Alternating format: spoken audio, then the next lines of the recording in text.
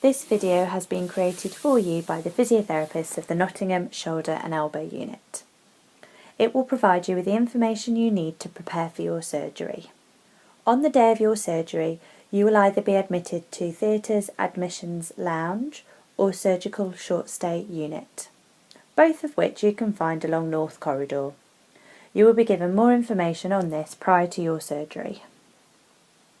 It is important to note that the surgery you are due to have is a day case procedure. Therefore, in most circumstances, you will not be expected to stay in hospital overnight.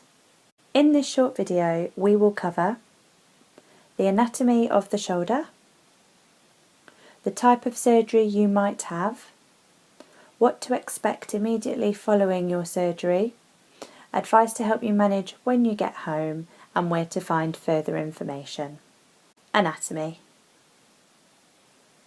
This is what your shoulder looks like. It is a ball and socket joint held together with ligaments and muscles. As the socket is quite shallow, there is an extension of this socket called the glenoid labrum. This provides increased stability to the shoulder joint. The main muscle group around the shoulder is called your rotator cuff. This is a group of 4 muscles that further provide stability to your shoulder. They originate from the shoulder blade and attach to your upper arm bone. There are 3 shown in the picture. These are supraspinatus, infraspinatus and teres minor. The type of surgery you might have. Most of our shoulder operations are done arthroscopically. This is minimally invasive surgery that will not leave a big scar. You will have 3 to 4 small incisions around the top of your shoulder as shown in the picture. In some circumstances, your surgeon may decide to convert from an arthroscopy to an open procedure. This is more invasive and will leave you with a bigger scar extending down the front of your shoulder as shown in the picture. In order to have your operation, the anaesthetist will give you a nerve block. This means that you will be unable to feel your arm during and for a short while after surgery. You may then be sedated so that you will be asleep during your operation. This will be decided by you and your anaesthetist. What to expect immediately after your surgery. When you come around after surgery, your arm will be in a collar and cuff and you will have a dressing on your shoulder as shown in the picture. Depending on what surgery you have had will determine whether you need to wear a sling and how long you will need to wear it for. Some procedures do not require you to wear a sling as it is really important to start moving your arm straight away.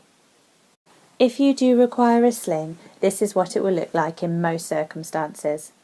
You will be informed what sling you need to wear when you are seen by your physiotherapist post-operatively.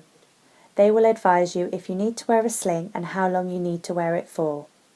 They will teach you some comfortable sleeping positions,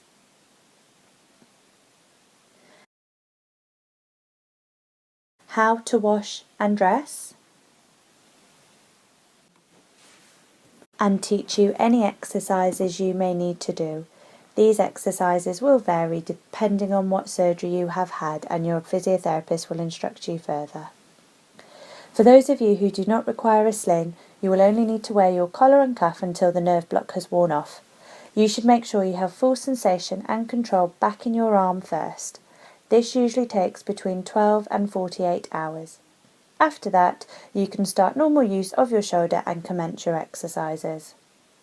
If you are having any other procedure, the time you spend in a sling will be anywhere from 2 to 6 weeks. You will be advised by your physiotherapist. When you are wearing your sling, you must not use your arm for any activities. You may only do the exercises that have been prescribed to you by your physiotherapist in the way that you have been taught. This is to protect the repair of your shoulder. What to expect after your operation. You will need follow-up physiotherapy to help you make the most of the surgery that you have just had. You can have this physio at a range of locations and this will be discussed with you whilst you're in hospital. You will be required to attend a follow-up clinic appointment which is run by our specialist physiotherapists alongside the consultants. You will have around 3 appointments depending on what procedure you have had. These will roughly be at 4 to 8 weeks, 3 months and 6 months post-operatively. If you have had a rotator cuff repair, you will not be required to attend the first clinic appointment as you are reviewed in the outpatient department by the shoulder physiotherapists. Should they have any concerns, they will ensure that you are reviewed appropriately. Recovery. It is important to remember that the following advice is a guideline only. For further instructions, please refer to your patient advice booklet or ask your treating physiotherapist. Driving.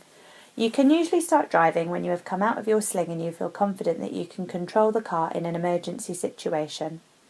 It is good practice to speak with your insurance company to check that you are covered to drive following your operation.